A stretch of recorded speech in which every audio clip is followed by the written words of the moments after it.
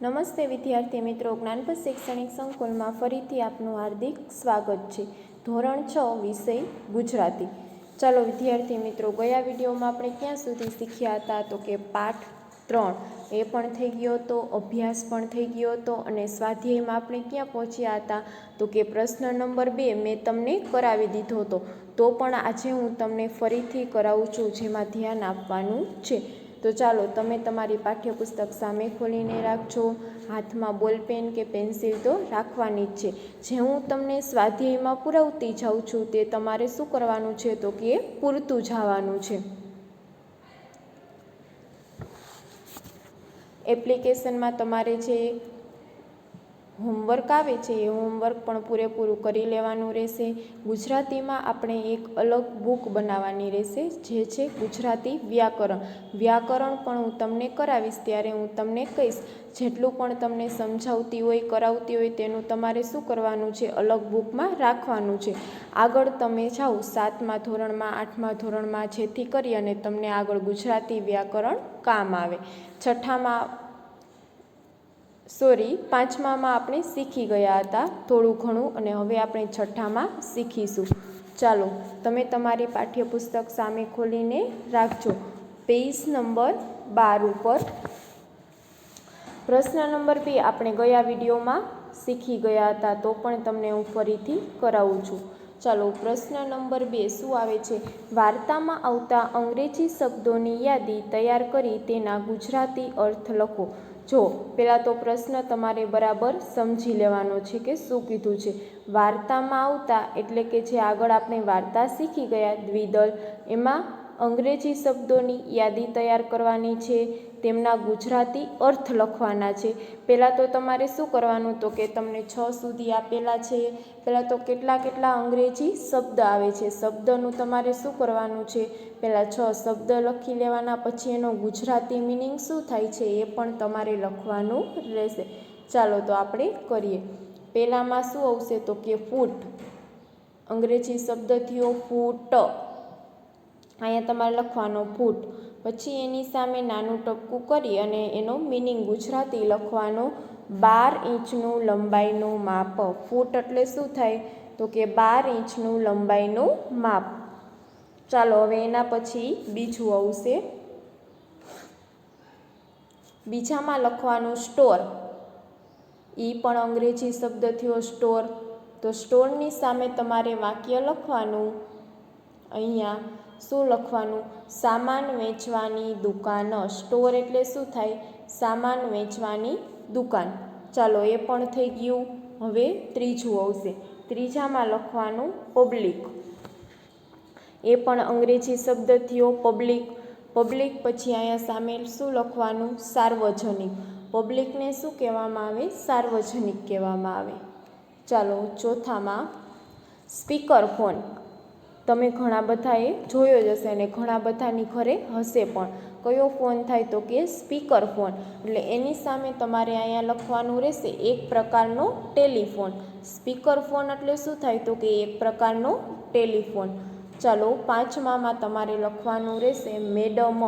ચાલો અંગ્રેજી શબ્દ થયો મેડમ, ઘણી બધી જગ્યાએ તમે સાંભળ્યો પણ હશે અને તમે સ્કૂલમાં ઘણા બધા દીદી હોય, અમુક દીદી કહેતા હોય, મેડમ કહેતા હોય। ચાલો મેડમને શું કહેવામાં આવે તો કે શ્રીમતી, અહીંયા શું લખવાનું, શ્રીમતી। ચાલો હવે 6ઠું આવે છે લોન, મેં તમને પાઠમાં પણ કીધેલું હતું અને અત્યારે પણ કહું છું, શું આવે તો કે 6ઠામાં શું લખવાનું, લોન। લોન એટલે શું થાય તો અહીંયા લખવાનું સામે એનો મિનિંગ ગુજરાતી, લીલું ઘાસ।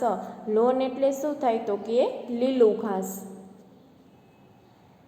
ચાલો એના પછી પ્રશ્ન નંબર 3 આપેલો છે, અને એક મહત્ત્વની સૂચના એ છે કે યુટ્યુબમાં તમારે ઓનલાઈન વિડીયો આવે છે એનું શું કરવાનું છે તો કે પૂરેપૂરો જોઈ લેવાનો છે। દીદી જે પાઠ્યપુસ્તકમાં સમજાવે છે એ લખી લેવાનું છે, દીદી લખાવતો હોય, કેમ કે જ્યારે પેપર નીકળે ત્યારે એવું જરૂરી ન હોય કે પેપર તમને જે એસએમ આપેલી હોય, આઈડિયલ આપેલી હોય એમાંથી જ નીકળે, શેમાંથી નીકળે તો કે તમને દીદીએ પાઠ્યપુસ્તકમાં સમજાવેલું હોય તો પેપર એમાંથી પણ નીકળે। એટલે શું કરવાનું, દીદી જે પાઠ્યપુસ્તકમાં લખાવે છે એ સરખી રીતે લખી લેવાનું રહેશે। ચાલો પ્રશ્ન નંબર 3, ઉદાહરણ પ્રમાણે વિરુદ્ધાર્થી શબ્દો લખો. ચાલો ઉદાહરણ આપેલું છે, જુઓ તમને. પોતાનું તો શું થાય? પારકું.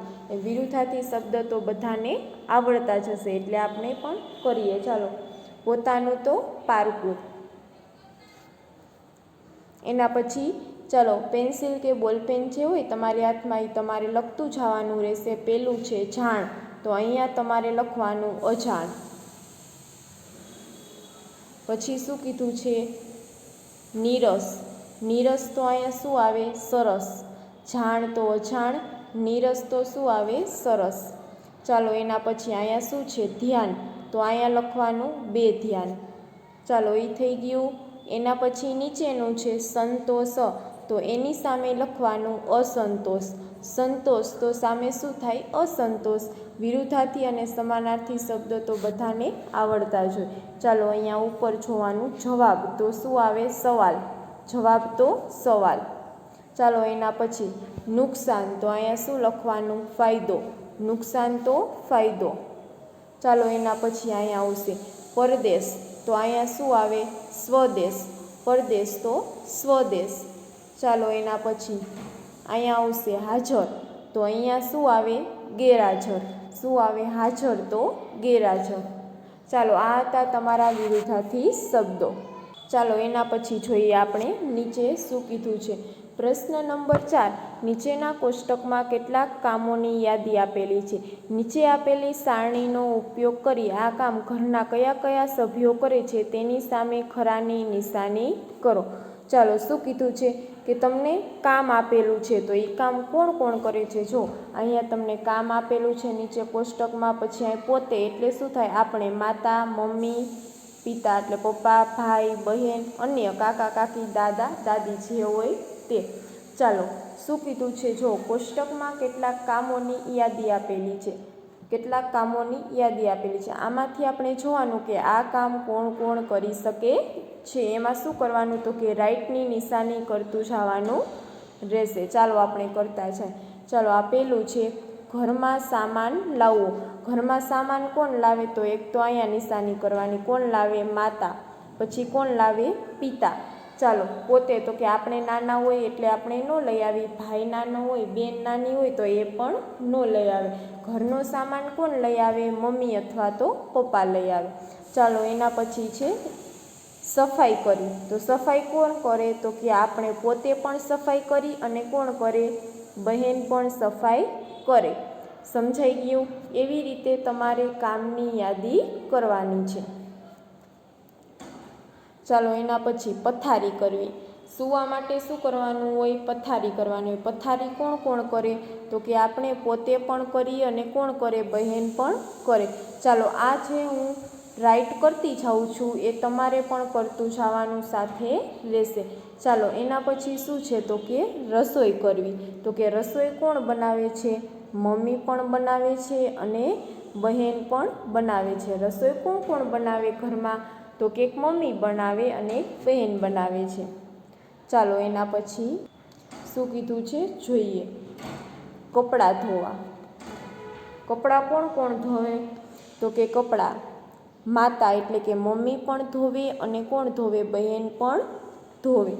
ચાલો એના પછી શું કીધું છે? અન્ય એટલે અન્ય કોઈ પણ કામ હોય એ કોણ કોણ કરે? આપણે પોતે પણ કરી, મમ્મી કરે, પપ્પા કરે, ભાઈ પણ કરે, બહેન પણ કરે અને અન્યમાં પણ આવશે કાકા કરે, કાકી કરે, દાદા દાદી, ગમે તે બીજું જે કામ હોય એને લગતું એ કામ તો બધા જ કરતા હોય છે. તો ચાલો અહીંયા આપણું કોષ્ટક પૂરું થઈ જાય છે.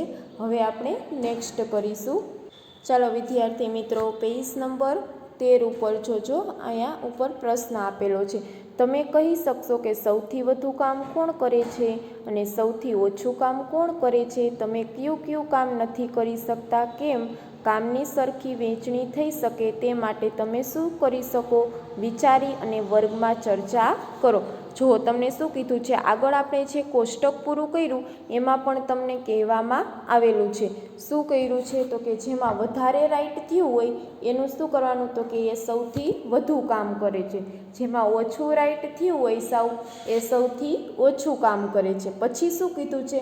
તમે કયું કયું કામ નથી કરી શકતા, તો તમારે એની શું યાદી એટલે કે લિસ્ટ તૈયાર કરવાનું કે તમે કયું કયું કામ કરી નથી શકતા, એના માટેનું શું કરવાનું તો કે યાદી તૈયારી કરવાની. પછી શું કીધું છે આ જોઈએ.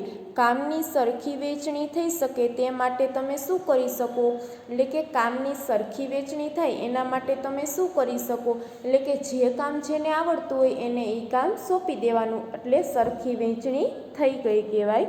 ચાલો એના પછી ફરીથી આપણે જોઈએ. તમે કહી શકશો કે સૌથી વધુ કામ કોણ કરે છે, જેમાં વધારે રાઈટ થયેલું હોય એ સૌથી વધુ કામ કરે છે. સૌથી ઓછું કામ કોણ કરે છે, જેમાં ઓછું રાઈટ માર્ક આવેલું હોય એ સૌથી ઓછું કામ કરે છે. તમે કયું કયું કામ નથી કરી શકતા, તમે કયું કયું કામ નથી કરી શકતા, તો કે કેમ નથી કરી શકતા એનું તમારે કારણ આપવાનું છે. કામની સરખી વહેંચણી થઈ શકે તે માટે તમે શું કરી શકો, જો શું કીધું છે, એટલે કે કામની સરખી વહેંચણી થાય એના માટે તમે શું કરી શકશો, વિચારી અને વર્ગમાં ચર્ચા કરો. ચાલો આ એક પ્રશ્ન તમારે જાતે હોમવર્કમાં એટલે કે તમે જે હોમવર્ક કરો છો ડેઈલી એ પ્રશ્ન પાઠ્યપુસ્તકનો પ્રશ્ન છે એ પ્રશ્નનું તમારે શું કરવાનું છે, તો કે આ પ્રશ્ન તમારે લખવાનો રહેશે. જાતે તમારે વિચાર કરી અને આ પ્રશ્ન લખવાનો રહેશે. પછી જ્યારે સ્કૂલ ચાલુ થાય ત્યારે આપણે વર્ગમાં ચર્ચા કરીશું. પાઠ 3 થઈ ગયો, અભ્યાસ થઈ ગયો, સ્વાધ્યાય પણ થઈ ગયું અને હવે આપણે શું કરીશું તો કે પાઠ 4 સમજીશું. પછી તમને જે આઈડિયલ આપવામાં આવી છે એ આઈડિયલ હું તમને વિડીયોમાં પુરાવીશ. મારી સાથે તમારે પણ પૂરતું જવાનું રહેશે. હવે પાઠ્યપુસ્તક જ તમારે ખોલીને રાખવાનું છે, એમાં કાઢવાનું છે પાઠ 4. પેજ નંબર 14 ઉપર જોજો. પાઠ 4 રવિશંકર મહારાજ. કોણ છે તો કે રવિશંકર મહારાજ, એના વિશે તમને કહેવામાં આવ્યું છે. લેખક છે રવિશંકર મહારાજ. ચાલો એના વિશે આખો પાઠ આપેલો છે. ચાલો પહેલાં તો આપણે લેખકથી શરૂઆત કરીશું. એના લેખક કોણ છે, ધીરુભાઈ પરીખ. એનો જન્મ 31/8/1933 થયો છે. ધીરુભાઈ ઈશ્વરલાલ પરીખનો જન્મ વિરમગામમાં થયો હતો. ધીરુભાઈ ઈશ્વરલાલ પરીખનો જન્મ વિરમગામમાં થયો હતો. જુદી જુદી શિક્ષણ સંસ્થાઓમાં તેમણે ભાષા સાહિત્યના વિદ્વાન અધ્યાપક તરીકે પોતાની સેવાઓ આપી છે. જો શું કીધું છે, તેમણે ભાષા સાહિત્યના વિદ્વાન અધ્યાપક તરીકે પોતાની સેવાઓ આપી છે.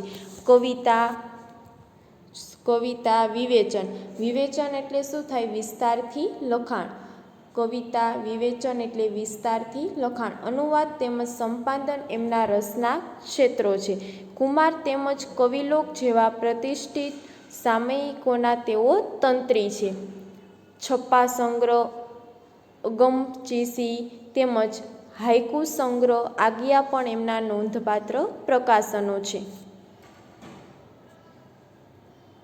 જ્યારે લેખકનો પરિચય તમને સમજાવવામાં આવે ત્યારે તમારે લેખકનો પરિચય ખાસ ધ્યાન દઈને પણ વાંચવાનો છે.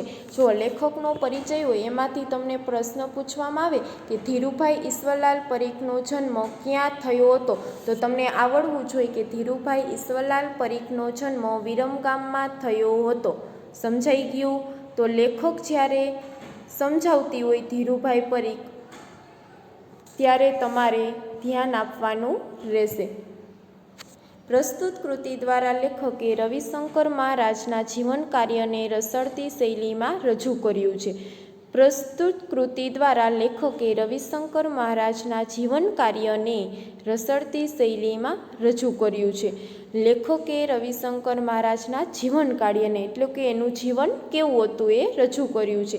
મહારાજના સાદગી અને સેવાના અનેક પ્રસંગો આપણા જીવન માટે પ્રેરણાદાયી બની રહે છે. તો કે તે કેવા સાદગીભર્યા અને સેવા કરતા હતા, એના અનેક પ્રસંગો આપણા જીવન માટે પ્રેરણાદાયી બની રહે છે. તો ચાલો વિદ્યાર્થી મિત્રો, આપણે અહીંયા સુધી એટલે કે રવિશંકર મહારાજના કોને લખ્યું છે, રવિશંકર મહારાજનું આખું જીવન કાર્ય, તો કે ધીરુભાઈ પરીખે. આપણે લેખકનો પરિચય વાંચી ગયા, સમજી ગયા. ચાલો તો હવે અહીંયા સુધી આપણે રાખીશું. જે મેં તમને આગળ ત્રીજા પાઠનું સ્વાધ્યાય કરાવેલું છે એ સરખી રીતે સમજી લેવાનું છે.